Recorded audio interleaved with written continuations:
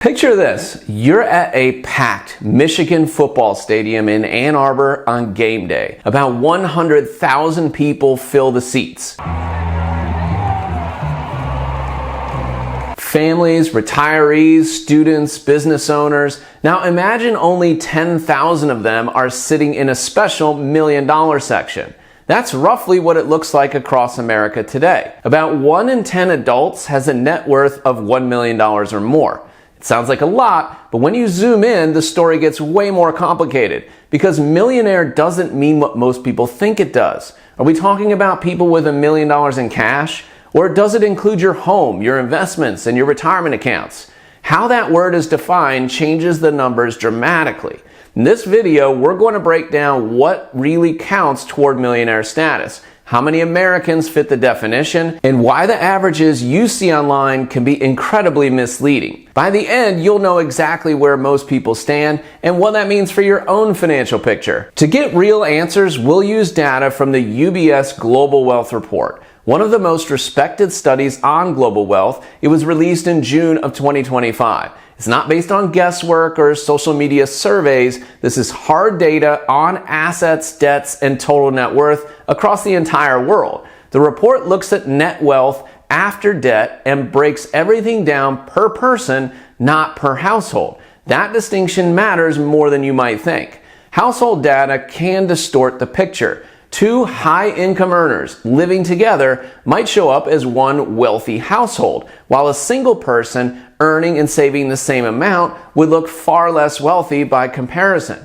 By focusing on individuals, the UBS study paints a much clearer picture of how wealth is distributed among actual people, not just family units. The analysis also includes adult only. Sure, there obviously are kids with trust funds and young heirs with massive inheritances, but statistically they're such a tiny fraction of the population that they don't change the national average much. The study assumes about 240 million adults in the US, which is close enough for a clean, reliable snapshot. Now, one of the most debated points in wealth data is whether or not your home counts toward your net worth. In this study, it does. UBS includes the value of your primary residence, and the reasoning makes sense. A home can be turned into cash, either through selling it, refinancing, or using a home equity line. Plus, not everyone builds wealth in the same way. Some people invest heavily in the market and rent their homes, while others pour money into real estate and live mortgage-free. So including net housing value makes the playing field fairer and keeps the comparisons consistent.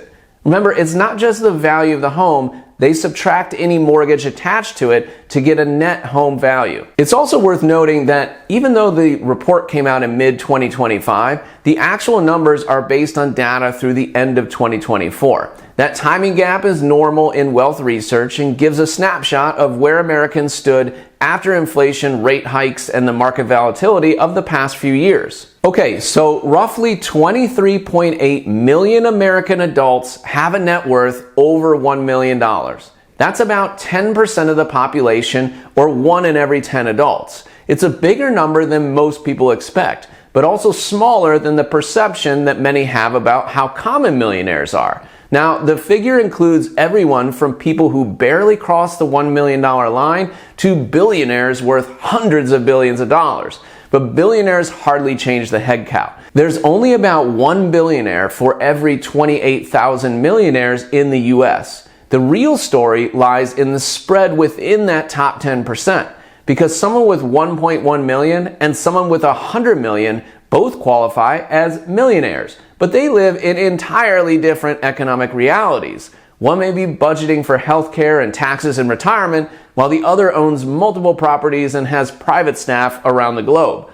The label might be the same, but the lifestyle couldn't be more different. This episode on the channel is sponsored by Chapter. I'm partnering with Chapter because Medicare costs are through the roof. Millions of retirees are on the wrong plan, and I needed a company that I could trust to help my clients navigate Medicare. On average, retirees working with Chapter to choose their Medicare plans saved $1,100 a year. Chapter helps you stay in network with your preferred doctors and is the only national Medicare advisor that compares every available plan so you can be sure you're seeing all your options. They're completely independent Medicare advisors paid on salary, not a commission for selling you the wrong plan. When you call this number, you will speak with a real human in the US, so give them a call at 818-924-2041 or visit askchapter.org/CWM and let me know about your experience down in the comments. So the next question most people ask is, okay, but what's the average? Well, the answer depends on which average you're talking about, the mean or the median.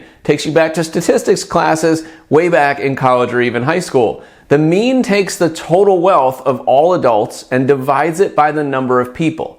The median's the midpoint. Exactly 1/2 of the adults have more and 1/2 have less. According to UBS, the mean wealth per adult in the US is $620,654. That number, it looks encouraging on paper, but it's heavily skewed by the ultra wealthy. Just 14 Americans hold more than $100 billion each, and their fortunes stretch the curve so far that the average person's situation doesn't even come close. The median tells a more realistic story, and it's much lower. It's only about $124,041. That's the wealth of the person right in the middle if you lined up every adult in the country from poorest to richest. The difference between those two numbers, which is more than $500,000, it shows just how concentrated wealth is in the US. The top few percent aren't just getting ahead, they're rewriting the entire average. Now, not everyone in America has a positive net worth. About 2% of adults owe more than they own. Most of these cases come from things like student loans, mortgages, and credit card debt, and temporarily outweigh assets. It's only a small percentage that reach extreme levels of negative wealth, and those who do are typically high earners who made big financial mistakes, like unpaid taxes or poor investment decisions.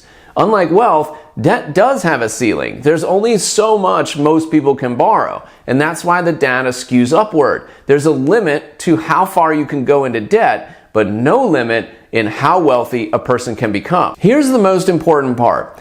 Don't let these statistics define how you feel about money. These numbers mix together every type of person. 18-year-olds with student loans, retirees with paid-off homes, entrepreneurs, and business professionals. Your situation, your timeline, and your goals are unique. I've seen people in their 50s and 60s build more wealth in 5 years than they did in the previous 20 because they finally got serious about it. I've also seen people who started with millions lose it all because they had no plan and just spent ridiculous amounts of money. Where you are today doesn't define you. What you do next does. If hearing that 1 in 10 Americans are millionaires makes you feel behind, well, use it as motivation, not discouragement.